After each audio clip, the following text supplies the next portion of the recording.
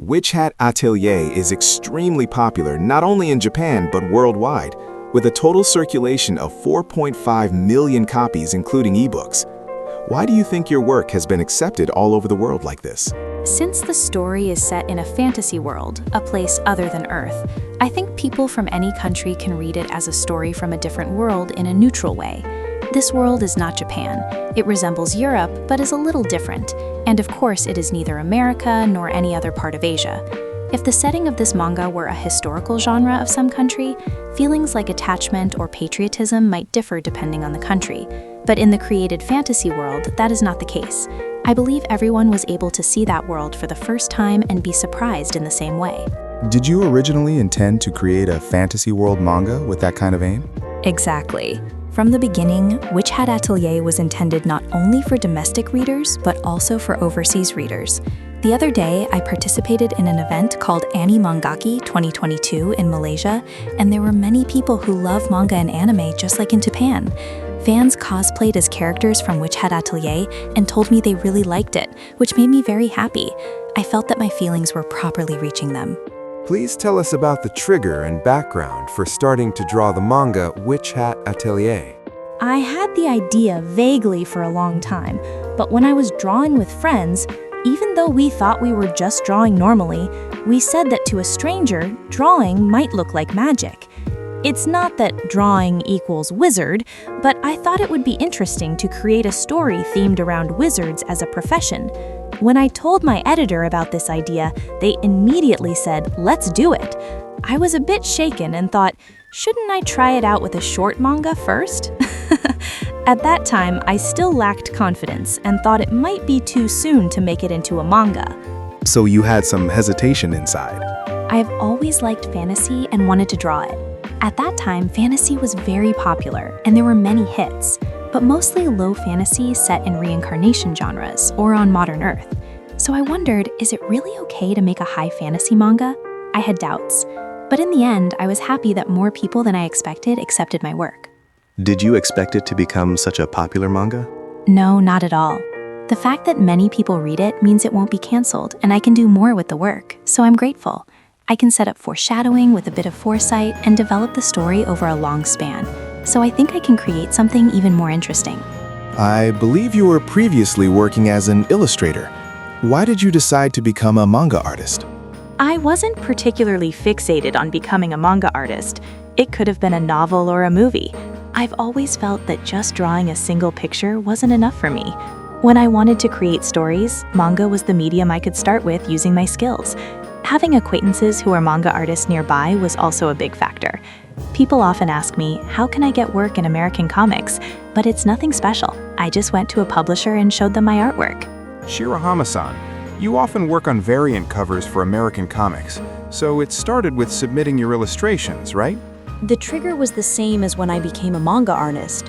Having experienced people close by made me feel, why not give it a try? Even so, you can't manage that kind of thing without talent like yours.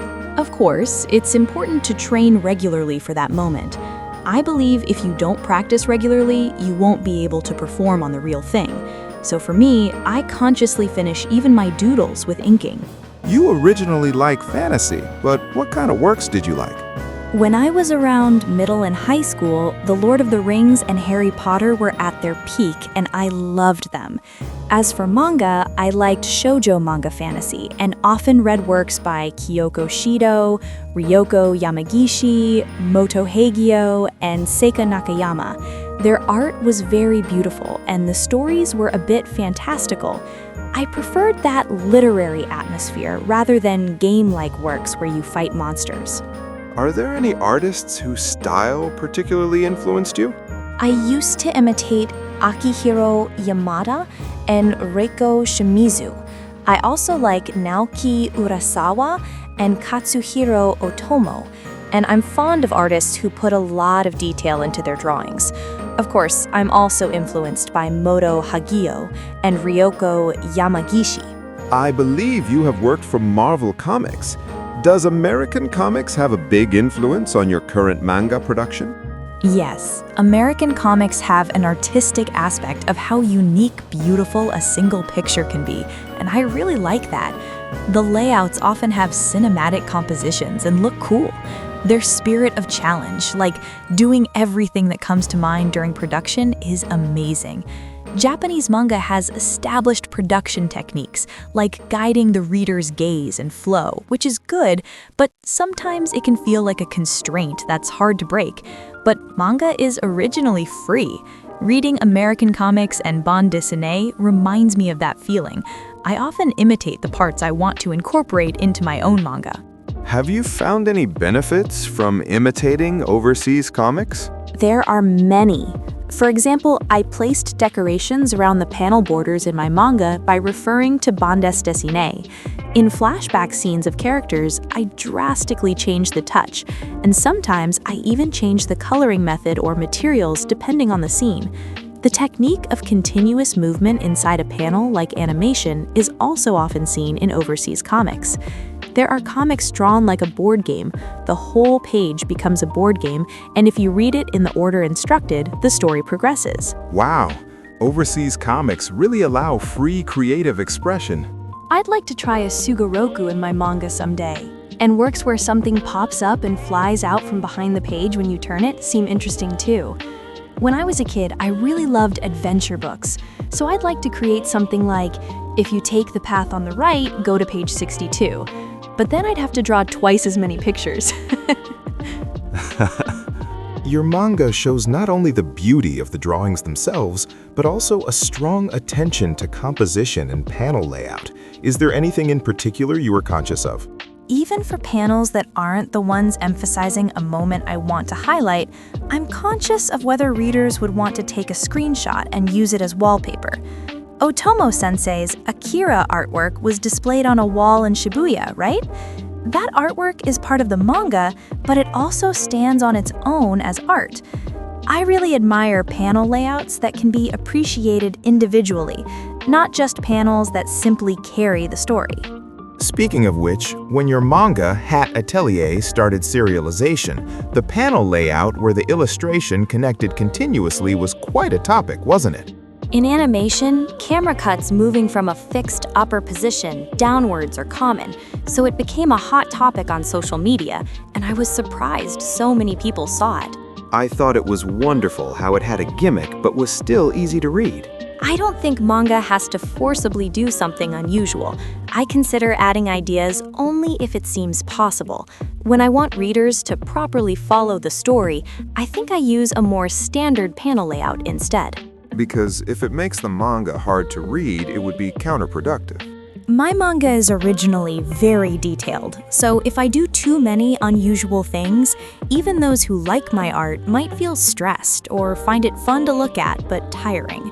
When I want to do something unusual, I draw the other panels with readability in mind. How did you come up with the characters in Atelier? I created the characters about 5 or 6 years ago, so they've changed quite a bit since then. For example, the protagonist, Coco, had longer hair back then, and in the initial character settings, there was also a boy among the main characters. When creating characters, I start by thinking about their flaws. I create flaws for the character, then add elements like, but this child also has these good points. I keep adding these one after another. That way, I develop an attachment to the character, you could say.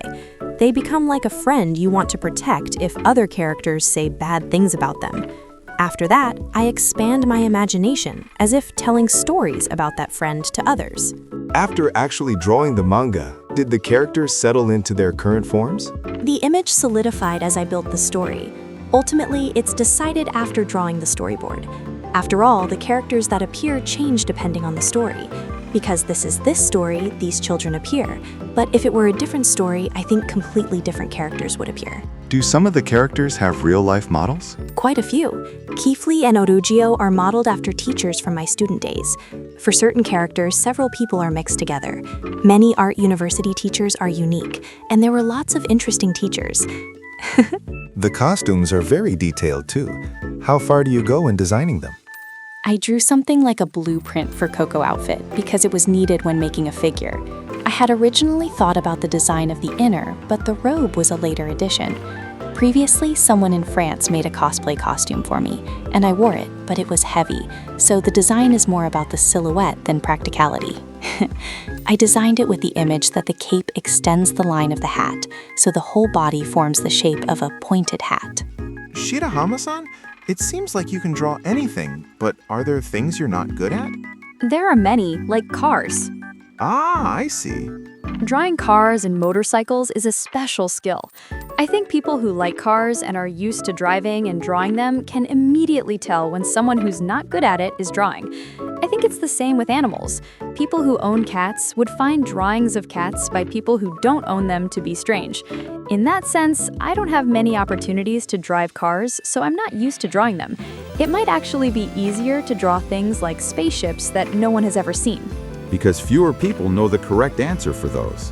When it comes to clothes, too, when an artist who likes fashion draws, you often think, this character would definitely wear clothes like this. That's true. Sometimes you can tell that an artist really likes clothes. In the end, it's about what you're interested in. If a man doesn't know much about women's clothes, or a woman doesn't know much about men's clothes, there are drawings where you think, people don't usually dress like that. In my case, I haven't worn kimono much, so I can't draw a proper picture without doing proper research first. Do you sometimes draw while looking at reference materials? Rather than drawing exactly what I see, I often use what I see as a reference and expand on that image. I also look at photos I took while traveling. When I was invited to the Japan Expo held in France, I bought a book there about patterns for laying cobblestones. It's a book that architecture students and engineers buy, but I thought, this is it. When I use Japanese reference materials, the drawings tend to look like familiar scenes. Even with plants, the positions where grass or branches grow can be completely different. Even within Japan, the scenery is quite different between warm and cold regions. Exactly. So conversely, just by slightly changing plants or buildings, you can create a sense of another world, or a scenery that people haven't really seen before. In Hat Atelier, for example, I avoid drawing the usual types of windows. Those little details quietly contribute to the worldview of my manga. I thought fantasy works had to be created completely from scratch, but your works are inspired by reality. People generally think fantasy is completely different from reality, but it's also said to be like a mirror reflecting reality, or a window showing the real world. Because it's not reality, universal things stand out more in that world, and I think that's true. So for me, it wasn't an image of a completely impossible world. One of the charms of the story in Witch Hat Atelier is that the children's pursuit of their dreams is portrayed realistically. What inspired you to create such a story? It's not limited to children, but I think it's very common for abilities to gradually blossom through learning. Even in things like drawing, music, or sports, things people think you can't try without talent, if you try, you might find you can actually do some of it. In school PE classes, even if you don't hit the target, everyone can throw a ball.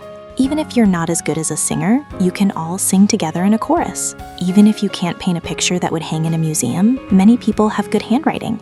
Since some characters were born by shaping the form of things like pictograms, I think writing characters is a form of drawing, so anyone can draw. People just don't realize it themselves, but everyone actually has abilities.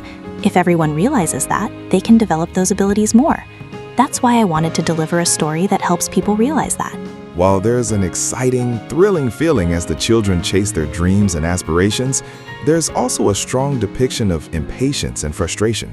Did you draw from your own experiences? Yes, I think anyone who draws pictures encounters those feelings. For me, by the time I was a university student, I didn't feel that as much. But during my art university entrance exams, I felt it strongly. When I met people who were creating works on the same theme but had ideas or expressive skills I didn't have, I compared myself to them, felt inferior, or on the other hand, that impatience became energy. Since in those situations, you can't really rely on anyone else, maybe my hope was that readers could find some kind of hint from this story. Since few people openly talk about such impatience and frustration, I think many people will be encouraged by those being depicted in manga. Since people feel things differently, I think sometimes talking with someone doesn't solve the problem, but what you feel when you read becomes a dialogue with yourself. So whether it's a novel or manga, reading stories of people with the same worries might be a form of salvation.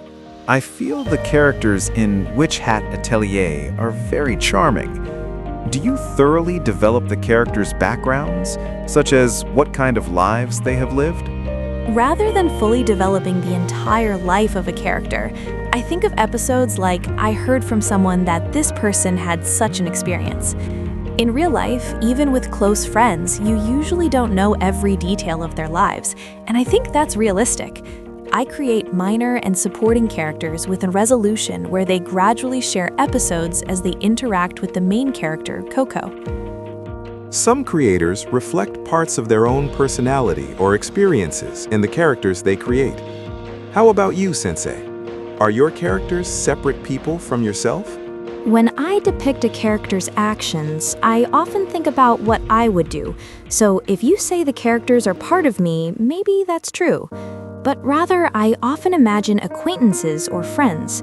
Kifli and Orugio, the teachers of Coco and the others, are modeled after a pair of teachers who took care of me when I was a student. One was a strict but warm-hearted teacher, and the other was a gentle and watchful teacher. Since you mentioned the teachers, I'd like to ask about that. While Witch Hat Atelier is a coming-of-age story about Coco and the other children, it also gives a strong impression of depicting the responsibility of the teachers and adults toward the children. I also felt that the teachers were drawn as a contrast to the children's freedom, their sometimes reckless behavior, and their unrestrained nature.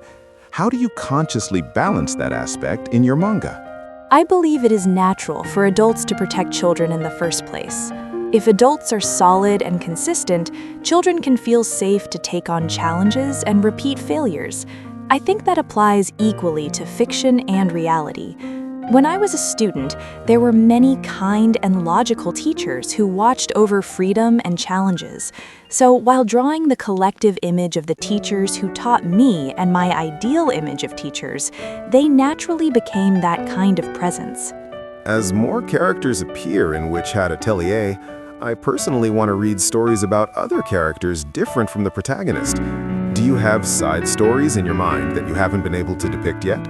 Yes, as I draw the manga, the lives of each character come to mind. I have to depict the story from Coco's perspective, but if I get the chance, I'd like to draw each individual's drama. Is there a character you feel particularly attached to? As I draw, I become attached to all of them, and even though I have to focus on the protagonist, Coco's story, I feel it has become more of an ensemble drama.